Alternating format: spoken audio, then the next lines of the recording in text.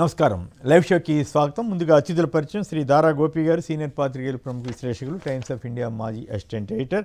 శ్రీ నాగార్జున యాదవ్ గారు, వైఎస్ఆర్ కాంగ్రెస్ పార్టీ అధికార ప్రతినిధి, గతంలో స్కూళ్ల మౌలిక వస్తువుల కార్పొరేషన్ చైర్మన్గా కూడా పనిచేశారు. రైట్.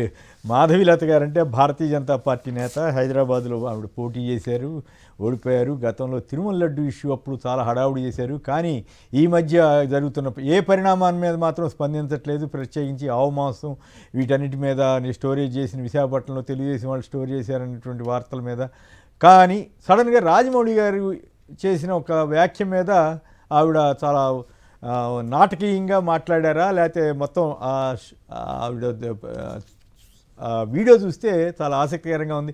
గోపి గారు, ఎందుకు ఇట్లా కొన్నిటికే సెలెక్టివ్గా వీళ్ళు ఎందుకు మాట్లాడుతున్నారు బీజేపీ వాళ్ళు, మిగతా ఎందుకు పట్టించుకోవట్లేదు? రాజమౌళి గారి మీద పనిగట్టుకుని విమర్శలు చేయాల్సినంత అవసరం ఏమైనా ఉందంటారా? ఒకవేళ ఉంటే పోనీ అభ్యంతరం లేదు, ఆవిడ చేసేవచ్చు. కానీ మిగతా వాటిని ఎందుకు పట్టించుకోవట్లేదు? సంక్షిప్తంగా దీని మీద కూడా మాట్లాడదామని. కొమ్మినేని గారు, మీకు, ప్యానలిస్ట్కి, సాక్షి ప్రేక్షకులందరికీ కూడా శుభోదయం. రాజకీయ నాయకులు ఎలా తయారయ్యారంటే వాళ్ళకి ఏదైతే ఉపయోగపడుతుందో దాని గురించి మాత్రమే మాట్లాడతారు. నాకు చాలా ఆశ్చర్యం వేసింది. మాధవీలత గారు గతంలో చాలా సందర్భాల్లో చాలా తీవ్రమైన స్థాయిలో విరుచుకుపడ్డారు ప్రభుత్వాలపైన, పార్టీలపైన. కానీ ఇప్పుడు వైజాగ్లో తెలుగుదేశం నాయకుడి గోడౌన్లో గోమాంసం 1,84,000 కిలోల ఎంతో ఉంది. అది దొరికితే మరి కనీసం నోరెత్తలేదు. పవన్ కళ్యాణ్, సనాతనే అని చెప్పుకునే పవన్ కళ్యాణ్ కూడా నోరెత్తలేదు. అది ఎందుకనేది నాకు అర్థం కాని విషయం. అయితే వీళ్ళు ఎట్లా అంటే వాళ్ళకి ఏదైతే అవసరం అవుతుందో, వాళ్ళకి ఏదైతే అనుకూలంగా ఉంటుందో దాని గురించి మాత్రమే రాజకీయ నాయకులు మాట్లాడుతున్నారు. అది బీజేపీ అయినా, టీడీపీ అయినా, జనసేన అయినా. కానీ ఈ కూటమి నాయకులు మాత్రం ఖచ్చితంగా వాళ్ళకి ఉపయోగపడేది, వాళ్ళకు అనుకూలమైన అంశాల మీద మాత్రమే స్పందిస్తున్నారు. ఆ స్పందన చాలా సెలెక్టివ్ గా ఉంటుంది. అదే పద్ధతిలో మాధవీలత గారు కూడా రాజమౌళి మీద స్పందించారనేది నా అభిప్రాయం. రైట్. ఇది తెలంగాణ వార్త చూస్తే, మహిళలు తలెత్తుకునేలా తెలంగాణ సారే అంటూ ముఖ్యమంత్రి రేవంత్ రెడ్డి గారు చీరల పంపిణీ కార్యక్రమంలో మాట్లాడారు. అమెజాన్ తోటి టైఅప్ అవుతామని, ఇతరత్ర ఆర్థికంగా బలోపేతం చేస్తామని కూడా ఆయన చెప్పారు. ఓడిన చోటే గెలిచి చూపిద్దామని కేటీఆర్ పార్టీ నాయకులతోటి సమావేశంలో అన్నారు. టెక్ శంకర్ ఎన్కౌంటర్, మరో 6 మావోయిస్టులు కూడా మృతి. మారేడుమిల్లి సమీపంలో జీఎం వలస వద్ద ఘటన అంటూ అన్ని పత్రికల్లో, తెలంగాణ, ఏపీ ఎన్నేషన్లోనూ కూడా ప్రముఖంగా వచ్చింది. లొంగిపమ్మని చెప్పాం కదా బాబు అని హిడ్మా స్వగ్రామంలో బంధువులు, కుటుంబ సభ్యులు రోదనలు. రాబడి కథం, భూములు పొతం అంటూ 9,292 ఎకరాలకు స్కెచ్. పరిశ్రమల భూములపై కాంగ్రెస్ పెద్దల కన్ను. మల్టీ యూజ్ జోన్లుగా పారిశ్రామిక వాడలు. భూముల రిజిస్ట్రేషన్ విలువలో 30% చెల్లిస్తే చాలు, ఇతర అవసరాలకు వినియోగించుకునేలా మార్పు అంటూ నమస్తే తెలంగాణ ఒక కథనాన్ని ఇచ్చింది. ఈటీవీ కార్తీక దీపోత్సవానికి 92.04 లక్షల మంజూరు. సాధారణ పరిపాలన శాఖ ఉత్తర్వులు. సో ఇది ఈటీవీకి సంబంధించి ప్రభుత్వంతో ఉన్నటువంటి సంబంధ బాంధవ్యాలు ఈ స్థాయిలో ఉన్నాయి. చివరికి భక్తికి ఈ రకంగా ప్రభుత్వం వైపు నుంచి కూడా ఆర్థిక సాయం అనండి, డబ్బులు, వ్యాపారానికి కూడా డబ్బులు ఇచ్చే పరిస్థితికి వెళ్ళారా, లేదా ఇది పద్ధతి ప్రకారమే ఇచ్చినట్లు అనుకోవాలా? ఒక్క ఈటీవీకే అట్లా ఇచ్చారా, లేకపోతే మిగతా ఈ కార్తీక దీపోత్సవాలు, శివోత్సవాలు ఇట్లాంటి చేసే వాళ్ళందరికీ కూడా ఇస్తున్నారా? మన గోపి గారు ఏమంటారు మీరు? ఈ ఈటీవీ వాళ్ళకి 92 లక్షలు ఇచ్చారంట, బాగానే ఉందా, గిట్టుబాటు అవుతుంది అనుకోవాలా? సరే, నిన్న చంద్రబాబు నాయుడు గారు చెప్పారు, రామోజీరావు గారు బతికుండగా ఎప్పుడు తన్ని ఏమి సహాయం అడగలేదని, తను కూడా ఏమి సహాయం చేయలేదని, ఏదన్నా ట్రాన్స్ఫర్లు కానీ అట్లాంటివి ఏం చేయలేదని ఒక పచ్చి అబద్ధాన్ని నిన్న చెప్పారు. అదే అబద్ధం ఇప్పుడు ఇక్కడ కంటిన్యూ అవుతుంది. ఇది కూడా చాలా పెద్ద అబద్ధమే. 92 లక్షలు ఒక టీవీ ఛానల్ కార్యక్రమానికి ఇవ్వడం అనేది మరి అది ఎంతవరకు సమర్థించుకుంటారో, ఎలా చేస్తారో మరి. మిగిలిన టీవీలు కూడా వాళ్ళు, భక్తి టీవీయో ఏదో ఉంది ఎన్టీవీ వాళ్ళది, వాళ్ళు రోజు ఏదో ఒకటి కార్యక్రమాలు చేస్తూనే ఉంటారు. మరి వాళ్ళకి ఎందుకు ఇవ్వరో ఇది అర్థం కావట్లేదు. దీన్ని బట్టే చెప్తుంది రామోజీరావుకి చంద్రబాబుకి మధ్య ఎలాంటి సంబంధాలు ఉండేవి, ఎలా వ్యాపారాలు, రామోజీరావు గారి వ్యాపారాలు కొనసాగింపుకు, అభివృద్ధికి చంద్రబాబు నాయుడు గారు ముఖ్యమంత్రిగా ఏ మేరకు సహకరించారనేది ఈ జీవో చూస్తే తెలుస్తుంది. రైట్. నాగార్జున, మీరు కూడా స్పందిస్తారా దీని మీద సంక్షిప్తంగా? ఈటీవీ కార్తీక దీపోత్సవానికి 92 లక్షలు అంటే ఒకప్పుడు మాతోటి రామోజీరావు ఈ దేవుడు ఏంటి అదేంటి ఇదేంటి వారఫలాలు ఏంటి ఇట్లాంటివి అని అంటుండేవాళ్ళు, చాలా హేతువాదిగా మాట్లాడేవారు. కానీ ఇప్పుడు ఆయన భక్తి రంగంలోకి వచ్చిన తర్వాత మంచి గిట్టుబాటు అయిన వ్యాపారంగా మార్చుకున్నారనుకోవాలా ఏమనుకోవాలి నాగార్జున? ముందుగా సాక్షి టీవీ ప్రేక్షకులకి, ప్యానెల్లో ఉన్నటువంటి సీనియర్ పత్రికేయులకి, మీకు అందరికీ నమస్కారాలండి. సరే, కార్తీక దీపోత్సవం చేసినది ఎప్పుడో చేసినందుకు ఇప్పుడు రాటిఫికేషన్ ఇచ్చి ఒక సుమారుగా అరౌండ్ ₹1 కోటి ఇచ్చారు అని చెప్తాను. అది చాలా గత ఏడాది అట. కరెక్ట్ సారీ, నేను ఇప్పుడు తాజాదని ఉన్నా, సారీ గత ఏడాది అట, మీరే కరెక్ట్ చెప్పారు. గత ఏడాది నవంబర్ 2 నుంచి డిసెంబర్ 1 వరకు అప్పుడు జరిగిందని ఇచ్చారట. అప్పుడు జరిగిన దానికి ఇప్పుడు రాటిఫికేషన్ ఇచ్చి ఇప్పుడు డబ్బులు డ్రా చేసి ఇప్పుడు ఇచ్చారు. సో ఈ ₹1 కోటి చాలా చిన్న మొత్తం ఈనాడు గ్రూప్కి వీళ్ళు ఇప్పుడు ఇచ్చింది చూసుకుంటే. సో చాలా ఉన్నాయి, ఇవన్నీ జరిగాయన్నీ. కాకపోతే చంద్రబాబు నాయుడు గారు మొన్న మాట్లాడుతూ రామోజీరావు గారు బతికుండగా నేను ఎప్పుడు ఏమి సహాయం చేయలేదు, ఆయనకి నాకేమీ సహాయం చేయలేదు అని చెప్తున్నారు. పాపం చనిపోయిన తర్వాత కూడా సహాయం చేశారు. పాపం వాళ్ళిద్దరి మధ్య ఉన్నటువంటి అత్యున్నతమైనటువంటి స్నేహ సంబంధాలు అనుకుంటా. సో రామోజీ గ్రూప్కి, ఈనాడుకి చంద్రబాబు నాయుడు గారు దారాదత్తం చేసినటువంటి అతి చిన్న స్వల్పమైనటువంటి మొత్తం. వాళ్ళు మొదటి రోజు యాడ్ చేయించుకుంటే దాదాపుగా 70 లక్షలు 80 లక్షలు తీసుకుంటారు. నిన్నటి దానికే 70 లక్షలు 80 లక్షలు తీసుకుని ఉంటారు సింగిల్ పేజ్కి. ఇది జరుగుతుంది ఏంటంటే సార్, నిజంగా జగన్మోహన్ రెడ్డి గారి హయాంలో నిజంగా ఒకవేళ సాక్షి గ్రూప్కి ఇదే 91 లక్షలు వచ్చుంటే ఈరోజు ప్రజాస్వామ్యం పునాదులు సహా కూలిపోయింది, అన్యాయం జరిగిపోయింది. ఎక్కడున్న ఈ విలువలు ఈ ప్రభుత్వానికి? సో ఏమైపోయిందని, ఆకాశం నేల దిగి కింద పడిపోయింది, భూకంపం వచ్చేసింది, ప్రపంచం తలకిందులైపోయింది అని ఈ పాటికి వార్తలు ఇవన్నీ రాసేవాళ్ళు. కాబట్టి వడ్డించేవాళ్ళు వాళ్ళు, కాబట్టి ఇటువంటివి చాలా ఉంటాయి. కాబట్టి ఇది చాలా చిన్న మొత్తం. ఈ కుంభకోణాలు, ఈ స్కాములు రానున్న రోజుల్లో అన్ని వరుసగా అన్ని చెప్పుకుంటూ ఉంటాం. కాబట్టి రామోజీరావు గారు లేరు కాబట్టి పాపం ఆయన్ని మనం ఇప్పుడు ఏం అనలేం. కాబట్టి కొత్తగా వచ్చేటువంటి కిరణ్ గారా లేకపోతే ఎవరో ఉన్నారు కొత్త అని పాపం.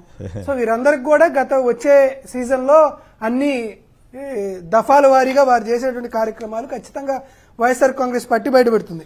రైట్, అంటే చిన్న మొత్తమే కావచ్చు కానీ సందర్భం కార్తీక దీపోత్సవం ఇటువంటి వాటికి కూడా ప్రభుత్వాలు ఈ స్థాయిలో ఇస్తున్నాయా అనేది నాకు కాస్త ఆశ్చర్యం కలిగించింది. సుధాకర్ రెడ్డి గారు కాణిపాక నుంచి. సుధాకర్ రెడ్డి గారు నమస్కారం, సంక్షిప్తంగా మాట్లాడండి. నమస్కారం కుమ్మనేని గారు, మీకు అందరికీ నమస్కారం. ముఖ్యమైన ఒక విషయం చెప్తాను. చంద్రబాబు గారు నిన్న పుట్టపర్తిలో చంద్రబాబు గారు మాట్లాడేటప్పుడు కుమ్మనేని గారు ఒక విషయం చెప్పుకొచ్చాడు. సత్యసాయి వాటర్ స్కీమ్ కు వచ్చి అప్పుడు పుట్టపర్తి సాయిబాబు గారు అత్యధికంగా ధనమంతా కూడా వెచ్చించారంటే దానికి నేనే ముందుండి నిలబడి చేశారని. కానీ సత్యసాయి ట్రస్ట్ కింద అత్యంత సన్నిహితంగా సత్యసాయిబాబు ఉన్న వాళ్ళు నాకు తెలిసినంత వరకు కూడా మాగుంట సుబ్బరామరెడ్డి గారు ప్రథమ స్థానంలో ఉన్నారు. తరువాత డీకే ఆదికేశ్వర గారు స్వర్గీయ, ఆయన అప్పట్లో వచ్చి సత్యసాయిబాబుతో కలిసి శ్రీనివాస వాటర్ ట్రస్ట్ అని పెట్టి కుప్పం, చిత్తూరు జిల్లాలో అనేక గ్రామాల్లో వాటర్ ట్యాంకులు నిర్మించిందంతా ఈ డీకే ఆదికేశ్వర నాయుడు గారితో కలిసి. అప్పట్లో పుట్టపర్తి సాయి గారికి ఎవరింట్లో భోజనం చేయకపోయినా డీకే ఆదికేశ్వర గారి ఇంట్లో ఆయన సతీమణి డివోటీ, చాలా భక్తి ప్రభావాలు ఉండేవాళ్ళు. అందువల్లనే ఆయన 400 కోట్లు డీకే ఆదికేశులు గారు ఇచ్చారు వాటర్ స్కీమ్ కు. అప్పుడే ప్రతి ఊరిలోనూ ఈ వాటర్ స్కీమ్ ను బాగా డెవలప్ చేశారు. కానీ ఈ చంద్రబాబు గారు ఏం చెప్పారంటే ఆ ఖాతాను కూడా తనలో వేసుకున్నారు. ఎందుకంటే చంద్రబాబు గారి కంటే ముందు మాగుంట సుబ్రహ్మరెడ్డి గారు పుట్టపర్తి సాయిబాబు సన్నిహితులు, తరువాత డీకే ఆదికేశులు గారు, తరువాతనే చంద్రబాబు గారు.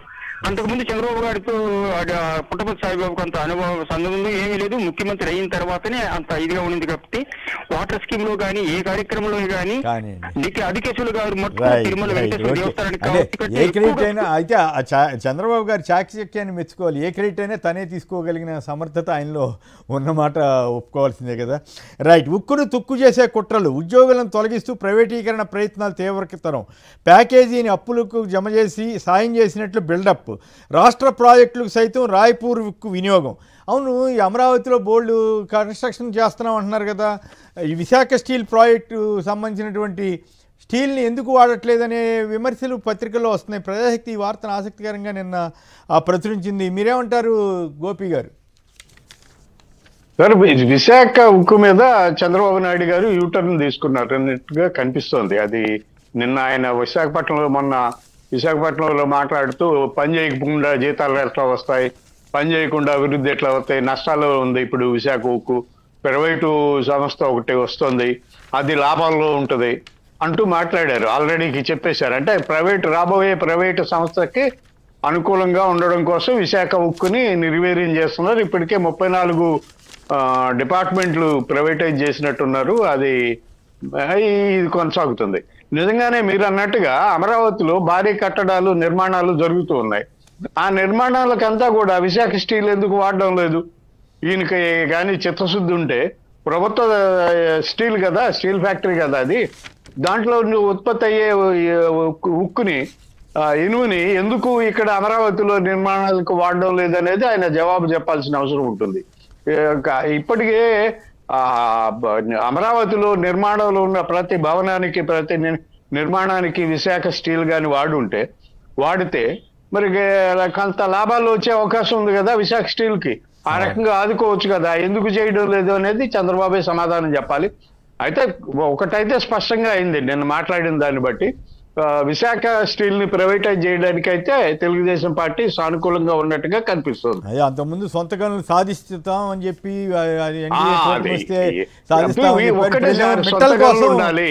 కాదు, మిట్టల్కి సొంత గనులు కేటాయించమని ప్రధానమంత్రి గారి మీద ఒత్తిడి తీసుకొస్తున్నామని చెబుతున్నారు. మరి విశాఖ స్టీల్ ఎందుకు అట్లా చేయట్లేదు అన్నది చాలా మంది ప్రశ్న. ఇక విశాఖ స్టీల్కి సంబంధించి నాగార్జున గారు మీరు కూడా ఏమైనా సంక్షిప్తంగా మాట్లాడతారా?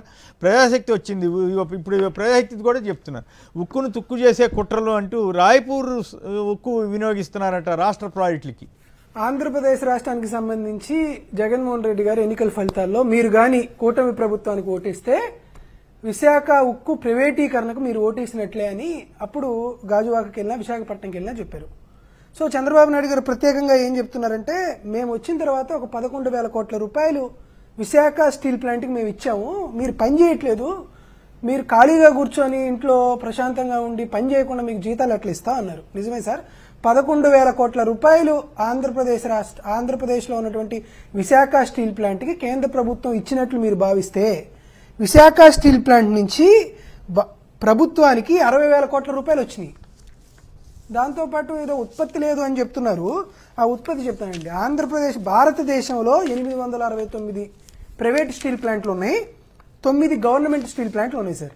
869 ప్రైవేట్ స్టీల్ ప్లాంట్లు 11 కోట్ల టన్నుల ఉత్పత్తి జరుగుతుంది. సామర్థ్యం ఉంటే సుమారుగా 8 కోట్ల ఉత్పత్తి జరుగుతుంది. గవర్నమెంట్కి సంబంధించి 9 ప్రభుత్వ స్టీల్ ప్లాంట్లు ఉంటే 8 సెయిల్లో నడుస్తున్నాయి.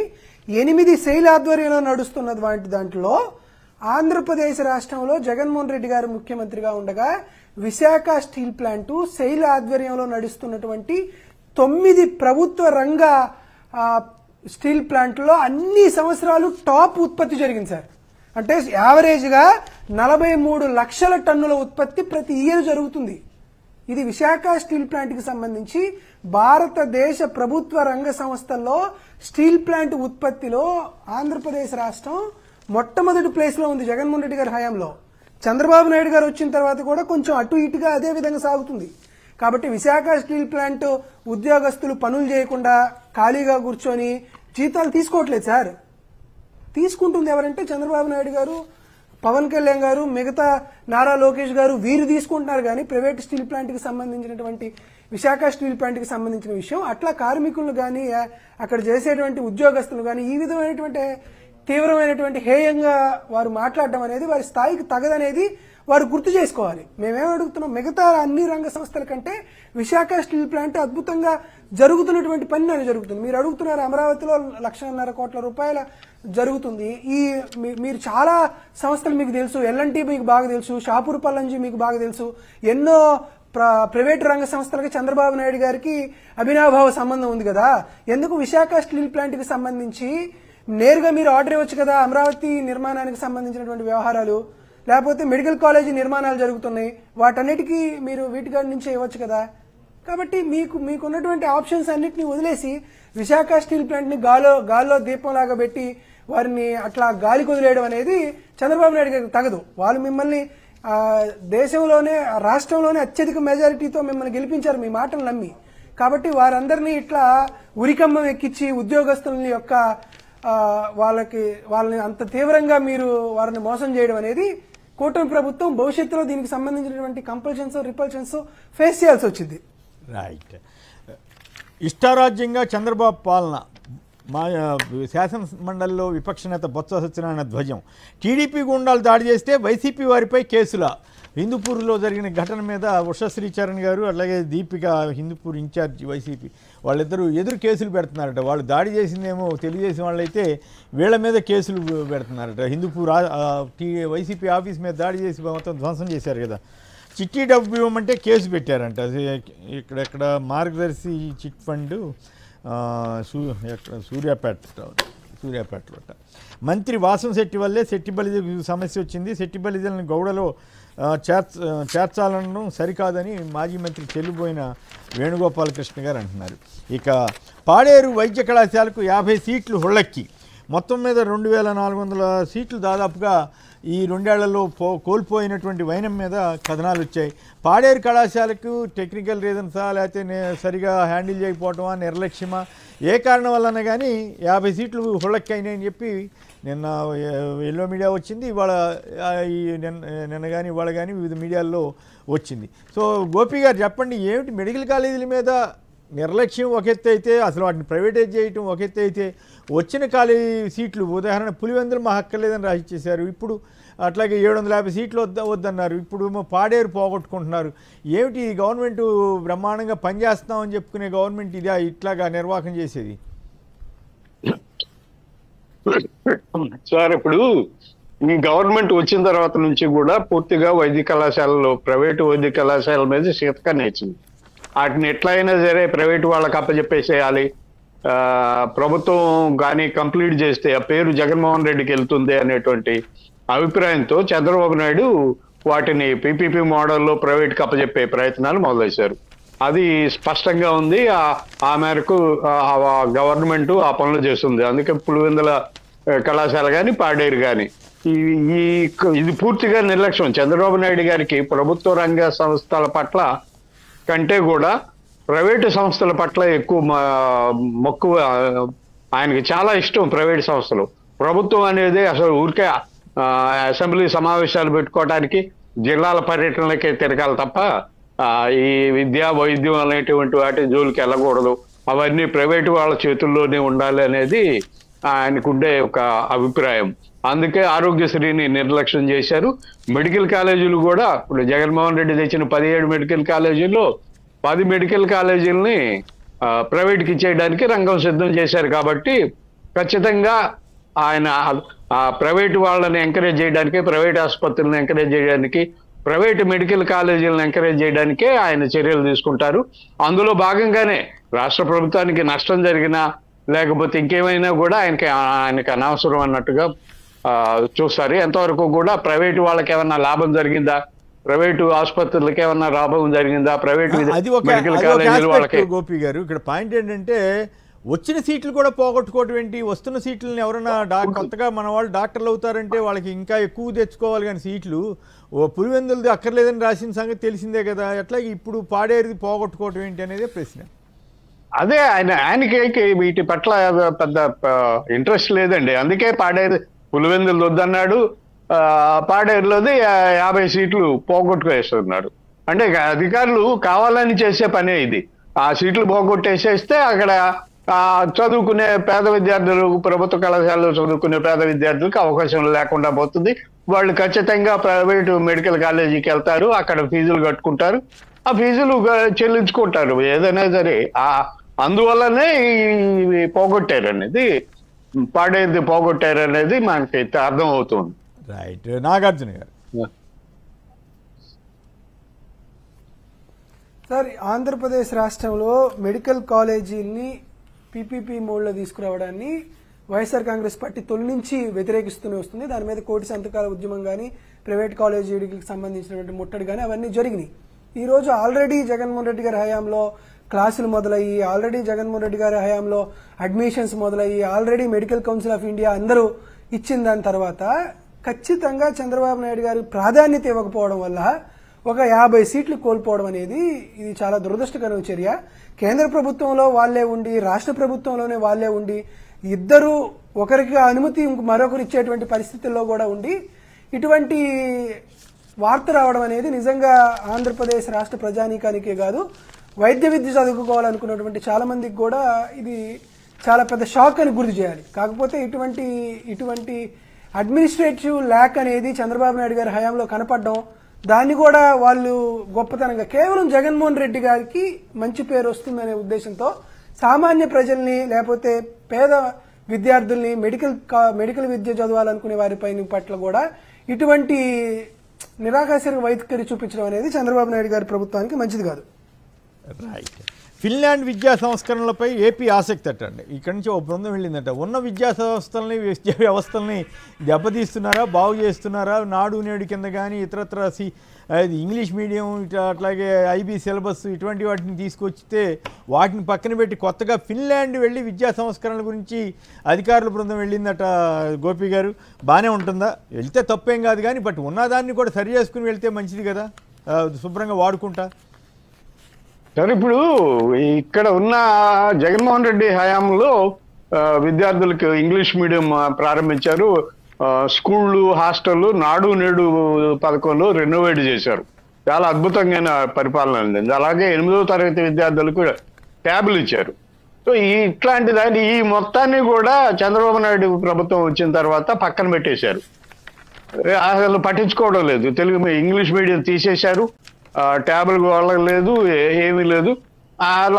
అలా ఒక పక్క ప్రభుత్వ రంగంలో విద్యను నిర్లక్ష్యం చేస్తూ ఇంకోవైపు ఫిన్లాండ్లో లేకపోతే అమెరికానో వెళ్ళిపోయి అక్కడ విద్యా విధానాన్ని తీసుకొచ్చి ఇక్కడ పెడతానంటే మనకి సరిపోవు సార్ ఆ విద్యా విధానాల్లో. అందులో మెరుగైన పద్ధతులు, మనకు అనుకూలంగా ఉండే పద్ధతులు ఏమైనా ఉంటే వాటిని అడాప్ట్ చేసుకోవచ్చు. కానీ పూర్తిగా ఇక్కడేమో ఒకవైపు ప్రభుత్వ విద్యా సంస్థల్లో నిర్లక్ష్యం చేస్తూ ప్రభుత్వ రంగంలోని విద్యను నీరుగారుస్తూ ప్రైవేటు నారాయణ చైతన్య లాంటి స్కూళ్ళకు ప్రమోషన్లు ఇస్తూ ఈ రెండో వైపున అమెరికా నుంచో ఫిన్లాండ్ నుంచో ఇంగ్లాండ్ నుంచో తీసుకొస్తాం మెరుగైన విద్యా విధానాలు అంటే నమ్మేయడానికి ఇక్కడ ఆస్కారం లేదు. ఈ ప్రభుత్వం చిత్తశుద్ధి అలా లేదు. భాగం ప్రభుత్వ రంగంలోనే నడుస్తుంది అనుకుంటా, విద్య కానీ ఆర్టీసీ ఇటువంటి కానీ. మరి ఇక్కడేమో అంతా ప్రైవేటైజేషన్కి మంత్రా పాడతారు చంద్రబాబు గారు. మరి ఫిన్లాండ్కి దీనికి ఎట్లా సూట్ అవుతుందో తెలియదు, చూడాలి మరి. రైట్. చాలా ప్రభుత్వాలు దేశంలో, ప్రపంచంలో చాలా ప్రభుత్వాలు విద్యా వైద్యాన్ని ప్రభుత్వ రంగంలోనే పెట్టుకొని నడుపుతున్నాయండి. విద్యా వైద్యం పూర్తిగా ప్రభుత్వమే నడుపుతూ ఉంటుంది. మరి అది సామాజిక బాధ్యత, అది ప్రభుత్వాల బాధ్యత, పాలకుల బాధ్యత. ప్రజలకు ఏమి అవసరమో ప్రధానమైన మంచినీరు, విద్య, వైద్యం ఇట్లాంటి మౌలికమైనటువంటి అవసరాలను ప్రభుత్వాలే చూసుకోవాలి.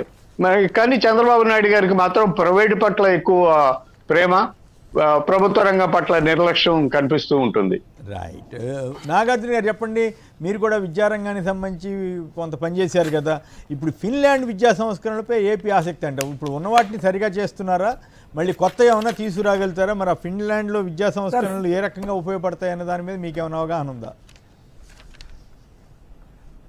సార్, ఫిన్లాండ్ దాకా వెళ్ళద్దు సార్. ఇక్కడ ఇన్లాండ్ జగన్ గారు లాంచ్ చేసినటువంటి పథకాలను కొనసాగిస్తే సరిపోతుంది. ఫిన్లాండ్ దాకా వెళ్ళాలా? జగన్మోహన్ రెడ్డి గారు విద్యా వ్యవస్థలో ఒక సంపూర్ణమైనటువంటి సమకాలీనటువంటి మార్పులు తీసుకొచ్చి గ్లోబల్ లెవెల్లో ఆంధ్రప్రదేశ్ రాష్ట్ర విద్యార్థులు పోటీ పడాలన్న ఉద్దేశంతో ఎక్కడో ఉన్నటువంటి అరకు లాంటి ఏరియాలో ఉన్నటువంటి వాళ్ళకు కూడా చేతికి ఒక ట్యాబ్ ఇచ్చి వాళ్ళని విపణిలోకి పంపించి అంతర్జాతీయ వైద్య విద్య కథనాలను వాటితో మాట్లాడుతూ, ఎందుకు సార్ ఇక్కడ బాపట్లలో ఒక స్కూల్ ఉంది, ఆ బాపట్లలో ఒక స్కూల్ ఇంగ్లీష్ టీచరు ప్రతి వారం, మీకు కూడా పంపిస్తాను, జగన్మోహన్ రెడ్డి గారు ఇచ్చినటువంటి స్ఫూర్తి మేరకు ప్రతి వారం విదేశాల్లో ఉన్నటువంటి వాళ్ళతో ఇంగ్లీష్ కమ్యూనికేషన్ క్లాసెస్ చేపిస్తారు సార్ ఈ విద్యార్థులకి వాళ్ళకి. ఇప్పుడు బెండపూడిలో చదువుతున్నటువంటి పిల్లలకు సంబంధించినటువంటి వ్యవహారాలు కూడా మనం చాలా చాలా చూసాం. సో వారికి సంబంధించినటువంటి ఎన్నో రకాలైనటువంటి కార్యక్రమాలు జగన్మోహన్ రెడ్డి గారు చేసినవి ఉన్నాయి. వాటన్నిటినీ అలానే నాశనం చేసేసినటువంటి పరిస్థితి. నాడు నేడు అలానే ఆగిపోయింది, బైలాంగ్వేజ్ టెక్స్ట్ బుక్స్ అలానే ఆగిపోయినాయి, ఇంగ్లీష్ మీడియం అలానే ఆడిపోయింది. ప్రతి ఇయర్ ఈ విద్యార్థుల్ని అమెరికా లేకపోతే వేరే కంట్రీస్ కి తీసుకెళ్లి అక్కడ విద్యా విధానం ఎట్లా ఉంది తీసుకురావడానికి, వీళ్ళందరినీ మోటివేషన్ చేయడానికి వారిని తీసుకెళ్లేటువంటి కార్యక్రమాలు అట్లా అయిపోయినాయి. నిజంగా విద్యాశాఖ పూర్తిగా నీరుగారిపోయింది. ఎస్ ఐక్యరాజ్య సమితికి వాడు అక్కడ కూడా వెళ్ళి అక్కడ కూడా మాట్లాడి వారందరినీ తీసుకెళ్లేటువంటి కార్యక్రమం ఏదో జరిగింది. మొన్న ఏదో వాళ్ళు ఢిల్లీకి తీసుకొని వెళ్ళి అదేదో పెద్ద ఘనకార్యలాగా చెప్తున్నారు. సరే ఎక్కడ ఏదైనా ఉన్నా కూడా జగన్మోహన్ రెడ్డి గారు పేద విద్యార్థులకు మంచి విద్య అందించాలని జగన్మోహన్ రెడ్డి గారు తీసుకొచ్చేటువంటి ఆ పాలసీని ఎందుకో నారా లోకేష్ గారు ఎందుకు కొనసాగించలేకపోతున్నారు అనేది వారికి అర్థం కావట్లేదు. కాబట్టి అధికారులు కూడా చాలాసార్లు చెప్పారంట నిజంగా జగన్మోహన్ రెడ్డి గారు చాలా బ్రహ్మాండంగా పనిచేశారని. ఒక్కొక్క సందర్భంలో నారా లోకేష్ గారు కూడా అధికారులతో నిజంగా జగన్మోహన్ రెడ్డి గారు చాలా బ్రహ్మాండంగా పనిచేశారు, నాడు నేడు లాంటి ఒక పథకాన్ని జగన్మోహన్ రెడ్డి గారు లాంచ్ చేయడం అనేది నిజంగా ఇది చాలా గ్రేట్ డిసిషన్, చాలా ఛాలెంజింగ్ డిసిషన్. ఎస్ మనం నాడు నేడు కంటిన్యూ చేద్దాం, మనకేం ఇబ్బంది లేదని ఆయన మొదటి రివ్యూ సమావేశంలో చెప్పారంట. మరి ఆ తర్వాత ఎందుకు ఆయన దాన్ని కొనసాగించలేకపోయారో, లేకపోతే జగన్మోహన్ రెడ్డి గారికి ఉన్నంత ఛాలెంజింగ్ పర్సనాలిటీ, జగన్మోహన్ రెడ్డి గారికి ఉన్నంత డైనమిక్ పర్సనాలిటీ ఆయనలో లేదని ఆయన ఆపేశారేమో అనుకోవాలి. మరి కాబట్టి ఎందుకు సంతోషించాల్సింది, ఆయన మెచ్చుకోవాల్సిందే తప్పకుండా. ఒక కంటిన్యూషన్ నాకున్న సమాచారం వరకు చెప్పారు, మరి ఎందుకు కంటిన్యూ చేయలేకపోయారు అన్నదే ప్రశ్న. రైట్. అంబటి రామకృష్ణ అంత ఛాలెంజింగ్ పర్సనాలిటీ, అంత డైనమిక్ యాటిట్యూడ్ ఉండాలి కదా సార్. అంబటి రామకృష్ణ యాదవ్ గారు పిసిసి ప్రధాన కార్యదర్శి, నమస్కారం, మాట్లాడండి. హలో. మీకు ప్యానెల్ పెద్దలకి అట్లాగే సాక్షి ప్రేక్షకులకి, చంద్రబాబు నాయుడు గారు ఫిన్లాండ్ విద్యా విధానాన్ని అధ్యయనం చేసి రాష్ట్రానికి తీసుకొస్తాను అనే ఆలోచనతో మంత్రుల బృందాన్ని పంపిస్తాం అనేది డెఫినెట్ గా స్వాగతిద్దాం సార్. ఒక్క నిమిషం సార్. కానీ ఫిన్లాండ్ విద్యా విధానం ఏమిటంటే it's high quality education, free education, less stressful and child control environment. అంటే చాలా ఉన్నత స్థాయి విద్యని ఫ్రీగా ఆ ప్రజలకు అందించే విధానం ఫిన్లాండ్ విధానం. ఇక్కడ బడుగు బలహీన వర్గాలకి మెడికల్ విద్యా విధానాన్ని ప్రభుత్వం, ఆ కేంద్ర ప్రభుత్వం ఇచ్చిన మెడికల్ కాలేజీలని కింద వర్గాలు తక్కువ ఫీజుతో చదువుకునే అవకాశం ఉన్న మెడికల్ కాలేజ్, ప్రభుత్వ మెడికల్ కాలేజీలని 5,000 కోట్లతో మేము నడపలేము అనే పరిస్థితుల్లో ప్రైవేటైజ్ చేసే ఆలోచనలో ఉన్న చంద్రబాబు నాయుడు గారు హై క్వాలిటీ ఉన్నత విద్యని ప్రజలకు ఏ రకంగా అందించే ఉద్దేశంతో ఫిన్లాండ్ దాకా పంపిస్తున్నారు అంటే ఇది కేవలం అడ్వర్టైజ్మెంట్ గిమిక్స్ కాదా అనేది మనం అక్కడ అర్థం చేసుకోవాలి సార్. ఉన్నదాన్ని చేత కాదు చేయలేరంట, ఫిన్లాండ్ వెళ్ళి స్టడీ చేసి వస్తారంట ఇక్కడ ఫ్రీగా ఎడ్యుకేషన్ అందించే విషయాన్ని. ఇంకొక విషయం కూడా చూద్దాం సార్. ఇక్కడ విద్యకి అంటే ఎడ్యుకేషన్ కి పర్సంటేజ్ ఆఫ్ ఫండ్స్ ఇక్కడ కేంద్ర ప్రభుత్వం కానీ రాష్ట్ర ప్రభుత్వం కానీ ఎన్డీఏ గవర్నమెంట్స్ లో ఏ రకమైన ప్రాధాన్యత ఇస్తుంది అన్నప్పుడు గత 11 సంవత్సరాల్లో కేంద్రంలో ఎడ్యుకేషన్ కి ఇస్తున్న పర్సంటేజ్ తగ్గిపోతా వచ్చింది. ఇంకొక విషయం సార్, నిన్న పుట్టపర్తి సాయిబాబా దగ్గర వచ్చినప్పుడు లేకపోతే ఎక్కడో ప్రధానమంత్రి గారు మాట్లాడుతూ అదే వేదిక పైన బహుశా చంద్రబాబు నాయుడు గారు కూడా ఉన్నారనుకుంటా, మెకాలే విద్యా వ్యవస్థ నిన్న కాదనుకుంటా అంతకుముందు మాట్లాడారు, నేను కూడా చూసి అంతకుముందు అనుకుంటాను. Subject correction sir. మెకాలే విద్యా వ్యవస్థ అంటే గుజరాత్ లో బిర్సా ముండా కార్యక్రమంలో అనుకుంటా, జయంతి కార్యక్రమంలో అనుకుంటా, what ever it is sir. ప్రధాని ఆలోచన ఏమంటే ఎన్డీఏ ప్రభుత్వం కదా సార్, ఈయన కూడా కూటమిలో ఉన్నాడు కదా, విదేశీ విద్యా విధానం ఏదైతే మెకాలే తీసుకొచ్చాడో ఆ విద్యా విధానం ఈ దేశానికి పనికిరాదు, సనాతన విద్యా విధానమే ఈ దేశానికి పనికొస్తుంది, బడుగు బలహీన వర్గాలు ఇది వరకు అక్కడికి వెళ్ళి చదువుకునే దానికి అవకాశం లేదు, ఎవరైతే రాకుమారులు ఉన్నారో లేకపోతే కొంతమంది కుల పేరు చెప్పదలుచుకోలేదు కాబట్టి కొంతమందికే పరిమితమైన ఆ సనాతన విద్యా విధానాన్ని ఈ దేశంలోకి తీసుకురావాలి అని ప్రధానమంత్రి నరేంద్ర మోడీ మాట్లాడుతున్నప్పుడు ఈయన విదేశాలకు వెళ్ళి నేను స్టడీ చేసి వస్తాను, ఆ విద్యా విధానాన్ని తీసుకొస్తాను అంటే దాన్ని ప్రధాని నరేంద్ర మోడీ గారు హర్షిస్తారా, రాణిస్తారా ఇక్కడ దాకా? ఆయన ఎవరో రాసిచ్చిన ఉపన్యాసం చదివి ఉండాలి, ఈయన ఇవన్నీ పట్టించుకోడు కాబట్టి నడుస్తూ ఉంటది. ఎందుకంటే బానిస విద్యా విధానం కూడా ఇంగ్లీష్ నేర్చుకుంటే బానిస ఎట్లా అవుతుందో అది ఏమో అర్థం కావట్లేదు. ఒకవేళ లోటుపాట్లు ఉంటే మరి సరి చేసి ఉండొచ్చు కదా ఈ 10 ఏళ్లలో ఆయన. కానీ మీరు చెప్పింది వాస్తవం, నేను కూడా ఆశ్చర్యపోయా. మెకాలేవిని అందరూ భారతదేశంలో ఈ ఎడ్యుకేషన్ రావడానికి అతను ఒక ప్రధాన కారకుడుగా అంతా భావిస్తుంటారు కదా. సో వీళ్ళ ఉద్దేశం ఏమంటే ఆర్ఎస్ఎస్ ఏదైతే పందాన్ని అనుసరిస్తా ఉందో దానికి అనుగుణంగా చంద్రబాబు నాయుడు గారు నడిస్తేనే ఇవాళ మళ్ళా అధికారంలో ఉంటామనే ఒక నమ్మకంతో కింద వర్గాలకి విద్యను దూరం చేసే ఉద్దేశంతోనే ఈ గవర్నమెంట్ మెడికల్ కాలేజెస్ ను కూడా మాకు సీట్లు అవసరం లేదు ప్రభుత్వంలో, ఎవడైతే డబ్బులు ఉన్నాయో, ఎవడైతే ఉన్నత స్థాయిలో ఉన్నాడో వాడు మాత్రమే చదువుకోవాలి, మిగతా వాళ్ళు చదువుకోవడానికి వీలు లేదు అనే దాన్ని వాళ్ళ యొక్క ఆలోచనని మన పైన రుద్దుతున్నారు సార్. దాన్ని సింపుల్, ఇంక దాని గురించి అవసరం. ఇవన్నీ కవరింగ్ స్టోరీస్. ఆయన ఉద్దేశం అది అయ్యుండకపోవచ్చు కానీ, బట్ ఆ కాంటెక్స్ట్ అట్లా వచ్చినప్పుడు ప్రధానమంత్రి గారు అట్లా మాట్లాడినప్పుడు అనుమానం వస్తుంది. కాకపోతే ప్రైమ్ మినిస్టర్ గారైనా అటువంటి చేస్తారని మనకు అక్కర్లేదు. ఏదో రకంగా కాంగ్రెస్ నెహ్రూ గారిని, ఇప్పుడు ఒకప్పుడు నెహ్రూ గారు గాంధీ గారు అంటే అంత గొప్ప గొప్ప వాళ్ళం అనుకుని అందరం పాఠాలు కానీ ఇవన్నీ చదువుకునేవాళ్ళం. బీజేపీ వాళ్ళు వచ్చిన తర్వాత వాళ్ళు సడన్గా గొప్ప వాళ్ళు కాకుండా ఎట్లా పోయారు?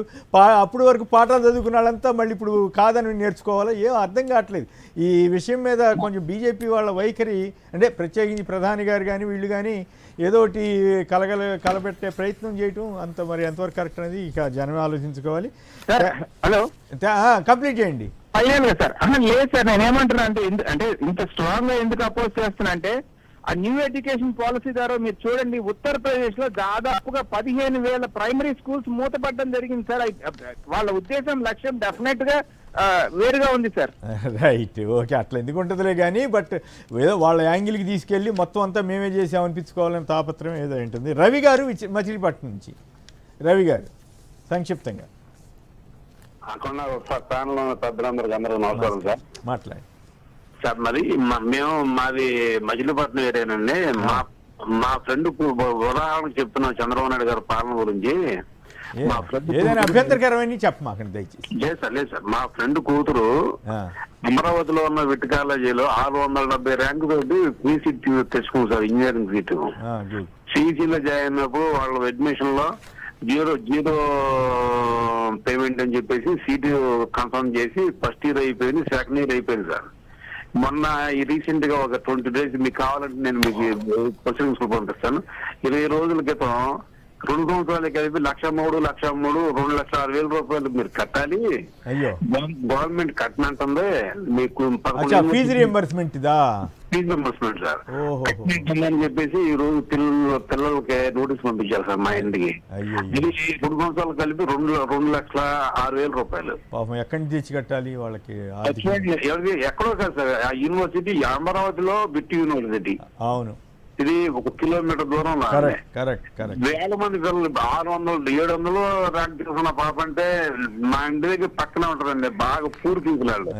700 తీసుకుంటే ర్యాంక్ ఇటువంటి పాప అటువంటి కానీ చంద్రబాబు నాయుడులో ఉన్న గొప్పతనం ఏంటంటే, ఆ ప్రైవేట్ కాలేజీలో చదువుతున్న ఫీజు చదువుతున్న పిల్లలకు కూడా జగన్మోహన్ రెడ్డి గారి మీద విషం పూసేట్టుగా ఇచ్చిస్తూ ఉంటారు వాళ్ళు. జగన్మోహన్ రెడ్డి ఉంటే అసలు పాలనే ఉండదు. జగన్మోహన్ రెడ్డి ఉంటే అసలు ఇంకెవరికి చేత కాదు. చంద్రబాబు నాయుడు అయితేనే దీన్ని రక్షించగలడు. నేను కూడా విధ్వంసం ఆటవికం ఎందుకు మాట్లాడతారు? పోనీ ఏం విధ్వంసం చెప్పారంటే అదే ఉండదు. ఈయన చేసే విధ్వంసాన్ని మాత్రం కప్పిపుచ్చుతూ ఉంటారు. పిల్లలకి ఆ స్టడీ చెప్పేది చూడండి, మీరు ఎవరైనా చూడండి, ఫీజు మా ఫీజు ఇన్వెస్ట్మెంట్ తీసుకుంటూ చదువుకున్న పిల్లలు కూడా చంద్రబాబు నాయుడు విజయం ఉన్నవాడంట, చంద్రబాబు నాయుడు దద్దిదంట అని చెప్పే పరిస్థితి. అంటే ఆ కాలేజీల్లో కూడా వాళ్ళ దోపిడీకి తరచుగా అక్కడికి వెళ్తుంటాడు కదా, ఆ విట్టికి వెళ్ళటం, నాకు సపోర్ట్ చేయండి. చెన్నై కూడా వెళ్ళేప్పట్లో నాకు సపోర్ట్ చేయాలని అడగటం ఎంత తమాషా. ఆయన ఏం చేసినా నడుస్తుంది అట్లా.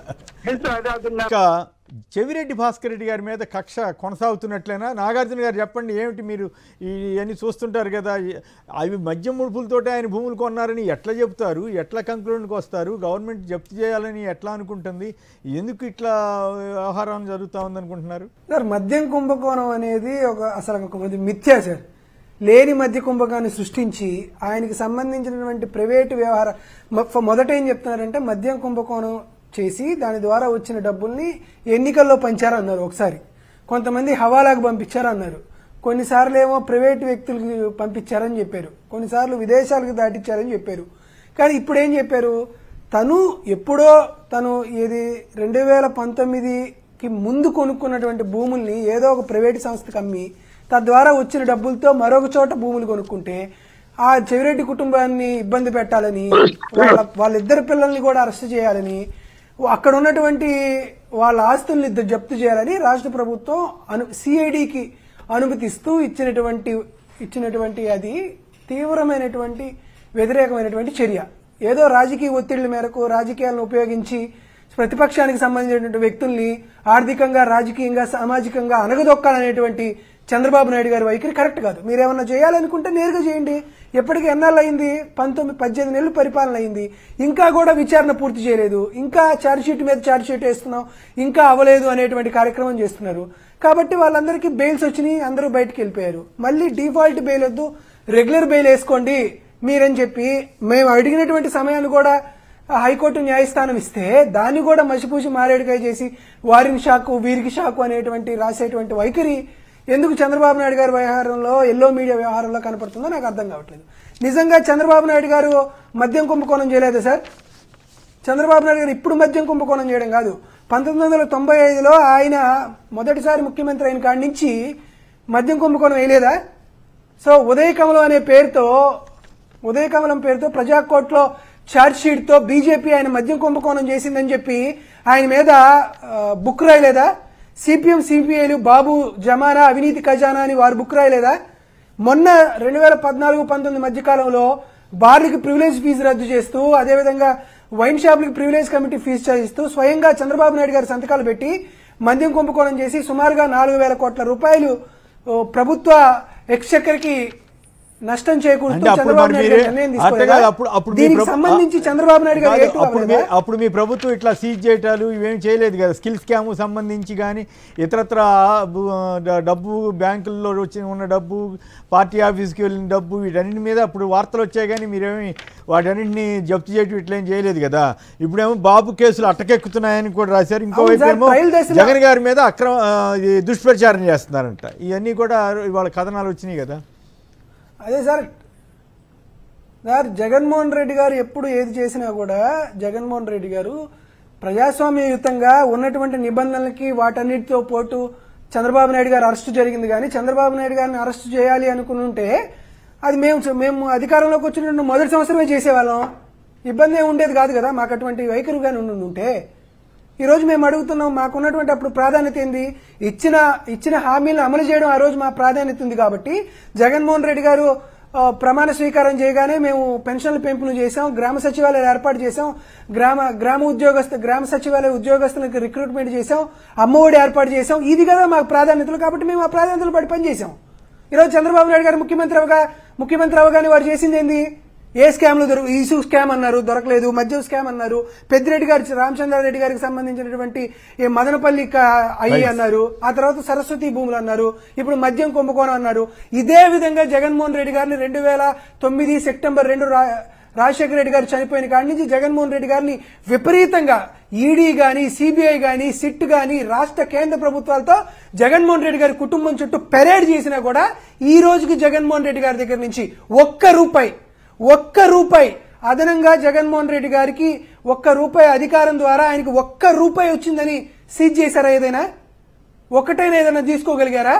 ఏదో టెంపరీగా అటాచ్మెంట్లు అయ్యి చేస్తూ ఆయన్ని ఆర్థికంగా, రాజకీయంగా, సామాజికంగా ఇబ్బందులు గురి చేయాలనుకున్నారే గానీ జగన్మోహన్ రెడ్డి గారి వ్యక్తి మండుతున్నటువంటి భాస్వరుడు అనేటువంటి పరిస్థితి. ఆ భాస్కరుడికి ఎంతమంది శక్తి ఉందో జగన్మోహన్ రెడ్డి గారికి అటువంటి శక్తి ఉంది. ఏదో కాలాతీతమో లేకపోతే రాజకీయ కారణాల వల్ల మరొకటో ఈ రోజు మేము ప్రతిపక్షంలో ఉండుండొచ్చు. కాకపోతే సూర్యుడు ఉదయిస్తాడన్నది ఎంత నిజమో జగన్మోహన్ రెడ్డి గారు తిరిగి అధికారంలోకి వచ్చేది అనేది కూడా అంతే నిజం. ఈ రోజు ఏం జరుగుతుంది అనేది చంద్రబాబు నాయుడు గారు మర్చిపోవాల్సిన అవసరం లే. ఈ రోజు మీరు ఎవరినైతే తీవ్రమైనటువంటి, దారుణమైనటువంటి వైఖరి మీలో నెలకొనిందో, ఈ రోజు ఎవరినైతే మీరు ఇబ్బందులకు గురి చేస్తున్నారో, ఏమో మీరు ఈ రోజు ఎవరైతే ఇబ్బందులకు గురి చేస్తున్నారో ఆ బీసీ అధికారులే రేపు డీజీపీలు అవ్వచ్చు, వీళ్ళే రేపు హోంమంత్రులు అవ్వచ్చు. వారికి సంబంధించినటువంటి వైఖరులు వాళ్ళందరూ ఉన్నాయి. కాబట్టి మీరు సత్వరంగా చర్యలు తీసుకోండి. దానికి సంబంధించి ఏదైనా ఉంటే లీగల్ గా ప్రొసీడ్ అవ్వండి. కానీ ట్రయల్ దశలో ఉండి ఇంకా ఏ కోర్టులు ఏది ఇబ్బందులు ఏమి క్లారిటీ లేనప్పుడు వారి ఆస్తులు సీజ్ చేసడానికి ప్రభుత్వం వారి అనుమతులు ఇవ్వడం అనేది మంచి చర్య కాదు. ఖచ్చితంగా కోర్టులు చంద్రబాబు నాయుడు గారికి, చంద్రబాబు నాయుడు గారి ప్రభుత్వానికి ముట్టికలు వేస్తాయని నేను నమ్ముతున్నా. అయిపోయిన తర్వాత రియల్ ఎస్టేట్ వ్యాపారంలో కూడా ఉంటారు కదా, ఆయన కొని అమ్మితే అదేదో జరిగిపోయింది ఈ డబ్బే అని ఎట్లా చెప్తారో నాకైతే అర్థం కాలేదు. మరి మనీ ట్రయల్ జరుగుతుంది సార్, మనీ ట్రయల్ జరుగుతుంది. ఏది జరిగినా కూడా కొనడం, అమ్మకడాలు ఇప్పుడు ఎట్లున్నాయి సార్? గతంలో ఏదో ₹1,00,000 ₹2 లక్షల అయితే ఏదో క్యాష్ ఇచ్చామనేటువంటి పరిస్థితి ఉంటుంది. కానీ సో ఇప్పుడు ఏదైనా సరే మనీ ట్రాన్సాక్షన్ చూసిన తర్వాతనే కదా మార్కెటింగ్ ఫీజు కట్టిన తర్వాత. సరే ఇది అయిపోయిన తర్వాత మాత్రం మర్చిపోకుండా అన్నదాత సుఖీభవ క్లోజ్ చేద్దాం సార్. దానికే వెళదాం. రైట్, సంక్షిప్తంగా గోపి గారు చెప్పండి, చంద్రబాబు గారి కేసులు అటకెక్కుతున్నాయంటే మరోవైపు ఏమో జగన్ గారి మీద దుష్ప్రచారం చేస్తున్నారు. సంక్షిప్తంగా మీ కామెంట్ ఏమిటి? ఆయన మీద ఉన్న కేసులన్నీ కూడా నీరుగార్చే ప్రయత్నాలు చేసుకుంటారు, అందులో అనుమానం లేదు. ఇకపోతే వైఎస్ఆర్ కాంగ్రెస్ పార్టీ నాయకుల్ని చూసి కూటమి ప్రభుత్వం భయపడుతున్నట్టుగా కనిపిస్తుందండి. చాలా అభద్రతా భావంలోకి వెళ్ళినట్టుగా కనిపిస్తుంది. ఎందుకంటే నిన్న కారుమూరి వెంకటరెడ్డి అరెస్టు చూస్తే నిజంగా జడ్జి గారు చాలా స్పష్టంగా చాలా ఇదిగా మాట్లాడారు. అంటే ఒక వ్యక్తి వచ్చి ఇంకో వ్యక్తి మీద కంప్లైంట్ ఇవ్వగానే అందులో నిజాలు ఏంటి చూసుకోకుండా విచారణ చేయకుండా అరెస్ట్ చేసేస్తారా? నేను ఎవరో ఒకరి మీద కంప్లైంట్ ఇస్తానండి, అది నిజమా అబద్ధమా అని తెలుసుకుంటానే అరెస్ట్ చేసేస్తే ఎట్లాగా? సో ఇవన్నీ కూడా కొంత అభద్రతా భావంలో కనిపిస్తోంది కూటమి ప్రభుత్వానికి. వైఎస్ఆర్ కాంగ్రెస్ పార్టీ నాయకులు చిన్న స్థాయి సోషల్ మీడియా కార్యకర్త నుంచి పార్టీ రాష్ట్ర స్థాయి నాయకుడు వరకు కూడా అందరిని చూసి భయపడుతుంది. అందరి మీద కేసులు పెట్టాలని చూస్తుంది, కేసులు పెట్టి అరెస్టులు చేసి జైలుకు పంపించాలని చూస్తుంది. ఇదైతే మంచి పద్ధతి కాదు. ఏ రాజకీయ పార్టీ అధికారంలో ఉండొచ్చు, రేపు మళ్ళీ వైఎస్ఆర్ కాంగ్రెస్ పార్టీ అధికారంలోకి వచ్చేస్తే ఇదే పద్ధతి పాటిస్తే రాష్ట్రంలో అంబేద్కర్ రాసినటువంటి రాజ్యాంగం కనిపించట్లేదండి అమలవుతున్నట్టుగా. దాన్ని పూర్తిగా పక్కన పెట్టి రెడ్ బుక్ రాజ్యాంగాన్ని నడిపిస్తున్నట్టుగా కనిపిస్తోంది. ఒకప్పుడు రాజరికాలంటే క్రూరమైన ప్రభుత్వాలు, క్రూరమైన రాజులు ఎక్కువ మంది ఉండేవాళ్ళు అనుకున్నాం. ఇప్పుడు ప్రజాస్వామ్యంలో కూడా ప్రభువులు క్రూరంగా మారతారా అనేది ఇప్పుడు ఆశ్చర్యం కలుగుతా ఉంది. ఆంధ్రప్రదేశ్ కొందరిని అట్లా తయారు చేసి వాళ్ళలో క్రూర మనస్తత్వం పెంచుతున్నారు. ఎందుకు పెంచుతున్నారో అర్థం కావట్లేదు. రైట్, ఇక రైతు అన్నదాత దుఃఖీభవ, నిజంగా అన్నదాత సుఖీభావంగా ఉన్నాడా, కాల్ రేగరేసి తిరుగుతున్నాడా? ఈయన కొత్త డైలాగు పంచసూత్రాలు పంచ మంత్రాలు అంటున్నారు. సో వీటి మీద ముందుగా నాగార్జున గారు. సార్, నాకు చంద్రబాబు నాయుడు గారు రైతుల్ని కాలర్ ఎగరేసుకున్నట్టు చేస్తా అని చెప్పాడు సార్. నేను షాక్ అయ్యాను. తరువాత మీసం మెరేస్తాను అని చెప్పి మీసం మెరేసేలాగా అంటే దానికి షాక్ అయ్యాను సార్. ఉదయాన్నే ఆంధ్రజ్యోతి, ఈనాడు చదవడం అనేది ఆరోగ్యానికి హానికరం అని మా జగన్మోహన్ రెడ్డి గారు చెప్తే ఏందో అనుకున్నాను, కానీ ఇది చూసిన తర్వాత నిజం అనిపించింది సార్. ఎందుకు అనిపించిందంటే సార్, నిజంగా చంద్రబాబు నాయుడు గారు రైతు భరోసా చేశాడా చేయలేదా అనేది మేము ఇద్దరికి పెట్టాం సార్. ఒకటి, ఆంధ్రప్రదేశ్ రాష్ట్ర ప్రభుత్వానికి ఒక సమాచార హక్కు చట్టం ప్రకారం ఒక సమాచారం అడిగాం, రిజర్వ్ బ్యాంకును కూడా అడిగాం సార్. ఏం జరిగిందంటే డిపార్ట్మెంట్ ఆఫ్ అగ్రికల్చర్ని అడిగి, అయ్యా 2024-25 సంవత్సర కాలంలో మీరు రైతు భరోసా అంటే అన్నదాత సుఖీభవ అమలు చేశారా అంటే అమలు చేయలేదని వాళ్ళు ఇచ్చినటువంటిది sir. Not available. Beneficiary selection and status of financial year 24-25 is not available అని చంద్రబాబు నాయుడు గారి ప్రభుత్వం నాకు ఇచ్చినటువంటి సమాధానం సార్. దీంతో పాటు 2025-26 సంవత్సరానికి వీళ్ళు ఒక 5,000 రూపాయలు ప్రతి రైతులకి వేశారని ఎప్పుడు బటన్ నొక్కారు సార్? 02/08/2005 ఆగస్టు 2, 2025 బటన్ నొక్కారు సార్ చంద్రబాబు నాయుడు గారు. ఇది రిజర్వ్ బ్యాంక్ ఇచ్చినటువంటి బ్యాచ్ నెంబర్స్. అంటే ఆంధ్రప్రదేశ్ రాష్ట్ర ప్రభుత్వం రిజర్వ్ బ్యాంక్ డబ్బులు పంపిస్తుంది, రిజర్వ్ బ్యాంకు అందరి రైతుల యొక్క అకౌంట్లకు డబ్బులు పంపిస్తుంది. ఈయన 2వ తేదీ డబ్బులు నొక్కితే, జగన్మోహన్ రెడ్డి గారు 2వ తేదీ బటన్ నొక్కితే 2వ తేదీ సాయంత్రానికి అందరి అకౌంట్కి డబ్బులు పడతాయి. అంతే కదా, మీరు నాకు ఫోన్ పే డబ్బులు చేస్తే ఎంతసేపు 5 నిమిషాల పని. పాపం చంద్రబాబు నాయుడు గారు 2వ తేదీ బటన్ నొక్కితే చంద్రబాబు నాయుడు గారు చివరికి మొత్తం డబ్బులు రావడానికి 4/9/2025 అంటే చివరి ట్రాన్సాక్షన్ సెప్టెంబర్ 4, 2025 బ్యాచ్ నెంబర్ 101040922025 11 కోట్ల రూపాయలు చివరికి ట్రాన్స్ఫర్ జరిగింది. ఏం సార్, మీరు 2వ తేదీ బటన్ నొక్కితే 32 రోజుల పాటు పట్టింది సార్. మీరు ఇచ్చేటువంటి 2,320 కోట్ల రూపాయలు రైతులకు వెళ్ళడానికి 31 రోజులు పట్టింది సార్. మీరిచ్చే 5,000 31 రోజుల పాటు రైతులు పొలం చేసుకోకుండా, రైతులు అదను చూసుకోకుండా, రైతులు ఏం కొనుక్కోకుండా మీకు 2,000 కోట్ల రూపాయలు పంపించడానికి 40 రోజులు పట్టిందా? ఏం సార్ ఈ ప్రభుత్వం? నిజంగా మేమేమనుకుంటాం, నువ్వు బటన్ నొక్కగానే చంద్రబాబు నాయుడు గారు మా అకౌంట్ లో డబ్బులు పడి అని రైతులు అనుకుంటారు కదా. 5,000 రూపాయలు రైతులకు పంపించడానికి మీకు 31 రోజులు 32 రోజులు పట్టిందా సార్? చంద్రబాబు నాయుడు గారు చేస్తుంది మోసం కదా? నిజంగా రిజర్వ్ బ్యాంక్ బ్యాచ్ నెంబర్లకు మేము అప్లై చేయకపోయింటే ఏమనుకునే వాళ్ళం? నిజంగానే డబ్బులు వచ్చినాయి అనుకున్నాం కదా. ఇంకా అమ్మ ఒడి అవి కూడా అప్లై చేశాం సార్, అవి ఇంకా రాలేదు పాపం. ఆంధ్రప్రదేశ్ రాష్ట్ర ప్రభుత్వం ఇవ్వట్లా, అసలు పడియో పడలేదో కూడా బటన్ నొక్కాను అంటున్నారు కానీ పడియో పడలేదు అంటలా. దాంతో పాటు సార్ ఒక్క విషయం చెప్పాలి సార్, కాస్త ఒక్క 2 నిమిషాలు సార్, దాని గురించి కూడా చెప్తా. జగన్మోహన్ రెడ్డి గారు 12,500 రూపాయలు రైతు భరోసా డబ్బులు ఇస్తా అని 13,500 రూపాయలు ఇచ్చి 5 ఏళ్లలో 53,58,366 మంది రైతులకి 34,378 కోట్ల రూపాయలు ఇచ్చాడు సార్. చంద్రబాబు నాయుడు గారు ఏం చెప్పారంటే, లేదయ్యా జగన్మోహన్ రెడ్డి గారు ఇచ్చేటువంటి రైతు భరోసా కాదు, నేను ఆంక్షలు లేకుండా నేను అందరికీ రైతు భరోసా ఇస్తా అన్నాడు సార్. జగన్మోహన్ రెడ్డి గారు ఈయన చెప్పిన లెక్క ప్రకారం ఆగస్టు 8వ తేదీ 2025 అగ్రికల్చర్ డిపార్ట్మెంట్ చంద్రబాబు నాయుడు గారికి ఒక లెక్క ఇచ్చింది. ఆ లెక్క ఏంటంటే ఇది సార్, ఫార్మర్స్ ఆఫ్ ఆంధ్రప్రదేశ్. ఈ లెక్క ఏంటంటే ఆంధ్రప్రదేశ్ రాష్ట్రంలో మీరు చెప్పినట్లు అందరికీ రైతు భరోసా ఇవ్వాలంటే 76,06,943 మంది రైతులు ఉన్నారు. వీరందరికీ మీరు సంవత్సరానికి 20,000 రూపాయలు ఇవ్వాలనుకుంటే యావరేజ్ గా 15,213 కోట్ల రూపాయలు ఇవ్వాలి అని చెప్పారు. అంటే ఈ లెక్క ప్రకారం 2 ఏళ్లకు గాను 30,426 కోట్ల రూపాయలు చంద్రబాబు నాయుడు గారు ఇవ్వాలి. కానీ ఈ రోజుకి చంద్రబాబు నాయుడు గారు ఇచ్చింది 4,685 కోట్ల రూపాయలు. అంటే 2 సంవత్సరాలలో చంద్రబాబు నాయుడు గారు రైతులకి బకాయి పడిన మొత్తం 25,741 కోట్ల రూపాయలు. ఏం సార్ ఈ అన్యాయం? జగన్మోహన్ రెడ్డి గారు ఇచ్చేటువంటి డబ్బులు ఈయన ఇవ్వాల్సింది 25,246 కోట్ల రూపాయలు. సార్ దీనికి సార్ అన్యాయం చెప్తాను సార్. ఇది కూడా సార్ ఒక్క నిమిషం సార్, ఒకే ఒక్క పాయింట్ సార్, ఒక్క పాయింట్ సార్ ఒక్క విషయం సార్. ఆగస్టు 8వ తేదీన సార్, ఆగస్టు 30వ తేదీన ఒక లెటర్ రాశారు సార్. ఇంత దారుణం అంటే ఈ రాష్ట్ర ప్రభుత్వం ఆగస్టు 8వ తేదీన ఆగస్టు 30వ తేదీన స్పెషల్ చీఫ్ సెక్రటరీ రాజశేఖర్ గారు ఐఏఎస్ గారు ఈయన సాయంత్రం 7:31 ఈ డ్రాఫ్ట్ ని అప్రూవ్ చేశాడు. ఈ డ్రాఫ్ట్ అప్రూవ్ లో ఏముందంటే 53,50,000 మందికి రైతు భరోసా ఇవ్వాలని రాజశేఖర్ ఐఏఎస్ గారు డ్రాఫ్ట్ అప్రూవ్ చేసి చంద్రబాబు నాయుడు గారికి పంపిస్తే చంద్రబాబు నాయుడు గారు ఒక కమిటీ వేసి 7 లక్షల మంది రైతుల్ని దీంట్లో ఇన్ఎలిజిబుల్ చేశారు సార్. దానికి సంబంధించినటువంటి లేఖ రాజశేఖర్ గారు అప్రూవ్ చేసినట్లు సంతకం ఇది.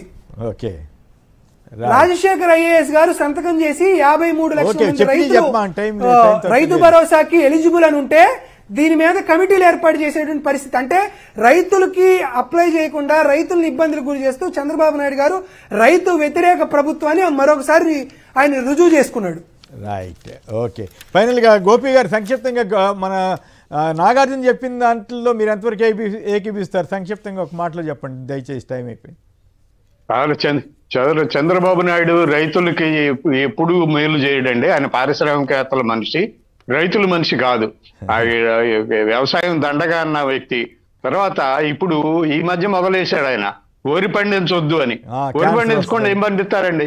ఇప్పుడు డెల్టాలో కృష్ణా డెల్టా కానీ, గోదావరి డెల్టా కానీ, వంశధార డెల్టా కానీ, డెల్టాలో వరి కాకుండా ఇంకేం పండించగలుగుతారు? అదే ఆయనకు అర్థం కావడం లేదు పరిస్థితులను బట్టి. సో ఆయన చెప్పేది వాటి మీద మనం పర్టికులర్ గా రైతుల గురించి ఆయన మాట్లాడేదాన్ని మనం సీరియస్ గా తీసుకోవాల్సిన పని లేదండి. ఆయన ప్రభుత్వంలో మిర్చికి ధరలు పడిపోయినాయి, మామిడికాయలకు ధరలు పడిపోయినాయి, టమాటాల ధరలు పడిపోయినాయి, రైతులు పంటని రోడ్డు పాలు చేశారు. అవన్నీ మనం చూసాం. కాబట్టి ఆయన ఏదో చెప్తూ కూడా అట్లాగే పాపం ట్రక్కుల్లో తీసుకొచ్చి పారేస్తున్నారు పాపం రైతులు. పెడల్లో 2వ పంటకి నీళ్లు ఇచ్చే బాధ్యత మాదని అపోజిషన్ ఉన్నప్పుడు కానీ లాస్ట్ ఇయర్ కానీ చెప్పారంటే ఇప్పుడేమో ఇవ్వట్లేదట. వాళ్ళంతా రోడ్డు ఎక్కారు. ఇట్లాంటివి జరుగుతా ఉన్నాయి. మరి ఏం జరుగుతుంది? ఆయన రైట్. గోపి గారు, నాగార్జున యాదవ్ గారు ఇద్దరికి కూడా ధన్యవాదాలు. ఇది నేటి చర్చా కార్యక్రమం. నమస్కారం.